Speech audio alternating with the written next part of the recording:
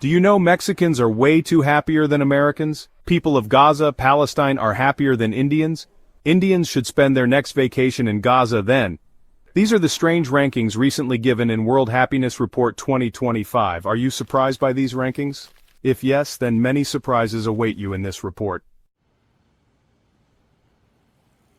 In this video, I will deal with my perception about happiness and try to find answers to questions like, can happiness be quantified and ranked? Who made this report and on what basis? What are their results? After that, we will make a post-mortem of this report. My name is Sandeep. Let us start. Happiness is a fundamental aspiration of human existence, shaping our choices, interactions, and overall well-being. It is often perceived as the ultimate goal in life. But can we measure the degree of happiness? How long the happy feeling lasts? Let us find out. Who makes this report? Since 2012, this report is published annually by the Wellbeing Research Center at the University of Oxford, alongside partners, Gallup and the UN Sustainable Development Solutions Network. But Wellbeing Research Center does not send people to survey and interview people across the world. They sit in a room and make the report. Yes, you heard it right. In fact, Gallup makes surveys all over the world every year on various subjects. What is the sample size of the surveys? The base of any survey is selecting a proper sample size that can roughly represent the entire population.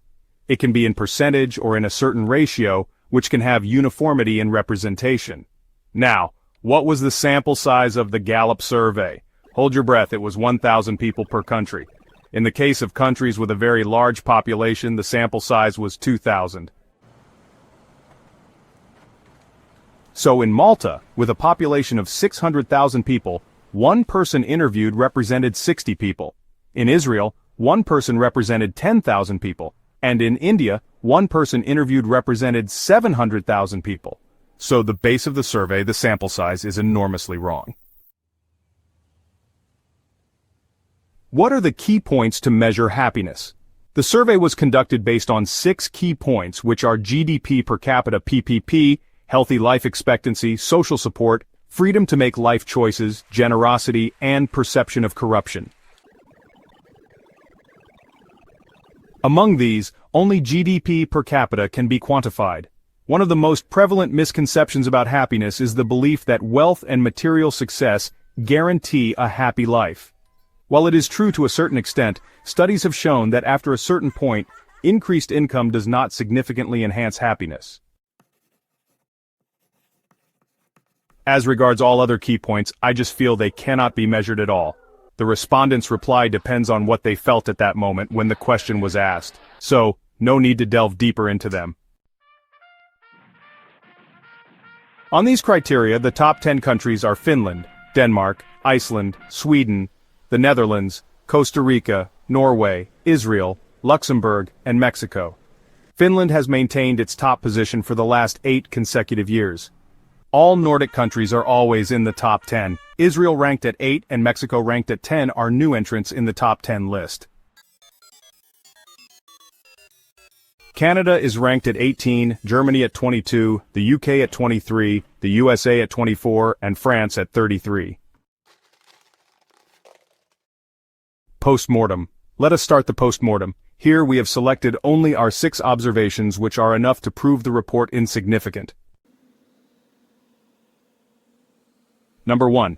Finland, the happiest country in the world, has a suicide mortality rate of 11.6 per 100,000. Much more than many European countries and the US. And the country which is the least happy country in the world, according to the report, and which is renowned for terrorism and suicide bombings and where women commit suicide for their unbearable and inhuman atrocities, has a suicide mortality rate of 4.10 per 100,000. Now, who normally commits suicide? Generally the one who is fed up with life, who does not find anything good and thrilling in living anymore, or who can't bear the physical or emotional pain or failure. Then, why are the happy Finnish committing suicides? Number 2, Mexico stands at 10 in the list, whereas the USA is at 24. That means Mexicans are way happier than the Americans. If so, then why do so many Mexicans try and cross the border illegally? So much so that the US has built a long and tall fence across the border? On the contrary, it is the Americans who should try and cross the border and enter into the happier country, Mexico. Number 3. Israel, a country surrounded by enemies and constantly at war, is at number 8. A war between Israel and the terrorist organization Hamas has been going on for months. War has horrific effects.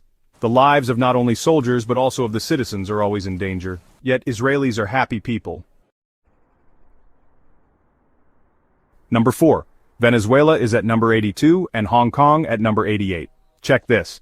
9.3 million Venezuelans are moderately to severely food insecure, 1/3 of the population. 7 million Venezuelans urgently need humanitarian assistance. More than 5.4 million Venezuelans have fled the country. Hong Kong is known for its free market economy characterized by low taxation, free port trade, and a well-established international financial market. It serves as a major financial center with a robust banking and finance sector.